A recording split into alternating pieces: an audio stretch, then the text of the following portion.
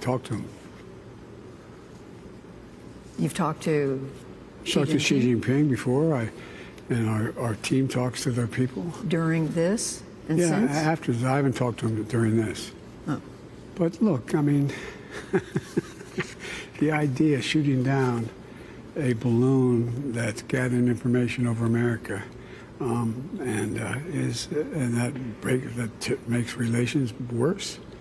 Look, I made it real clear to Xi Jinping that we're going to compete fully with China, but we're not looking for conflict, and that's been the case so far. China has. Let me put it another way, as I said. Can you think of any other? And you're very informed in foreign policy. Can you think of any other world leader who trade places with Xi Jinping? Not a joke. Can you think of any? Who would? I can't think of one. This man has enormous problems. He has also great potential, but so far, he has an economy that's not functioning very well. He's in a situation where he is, for example, everybody assumed that China would be all in with Russia and Ukraine. Help some, but they're not all in. Matter of fact, I called him this summer to say this is not a threat, just an observation. Look what's happened to Russia. 600 American corporations have pulled out of Russia, from McDonald's to Exxon. And I said, you've told me all along that the reason why you need a relationship with the United States and Europe is so they invest in China. I said, who's going to invest in China if you are engaged in the same kind of deal? You notice there's not been much going on there. Ukraine, you mentioned that. We heard what you said last night, but we now also hear from Jim Jordan, who is the Republican congressman, that maybe some of the money being spent in Ukraine should go for American citizens. We heard Kevin McCarthy begin to raise questions about it.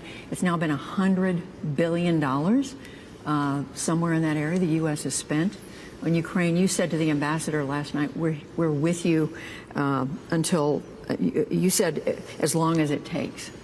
Does that mean this is an open-ended commitment? It's a firm commitment. Look, when's the last, if these guys, Jordan or whoever you mentioned, the idea that the Russian military, with over 100,000 forces, would invade and try to maraud Ukraine, and us stand by and do nothing? Come on.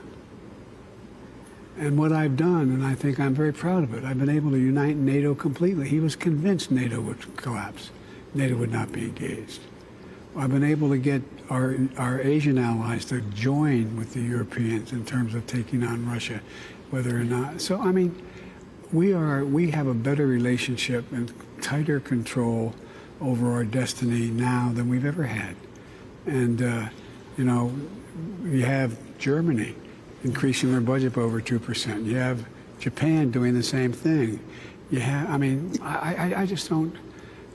I mean, if these guys don't want to help Ukraine, I get it. They don't want to do that. But what are they going to do when Russia rolls across Ukraine or into Belarus or anywhere else? So is it open-ended for now? Yeah, it is. Look, there's no way that Putin is going to be able to he's already lost Ukraine. The idea that he's ever going to be able to occupy, well, here's what he thought. He thought that if he invaded Ukraine, first of all, to get a welcome by every Russian speaker, they'd say, come on in. Secondly, he thought what would happen is that NATO would collapse. NATO would not do anything. Right. They'd be afraid to act. Then he thought, anyway, go down the line. None of that's happening. Two other quick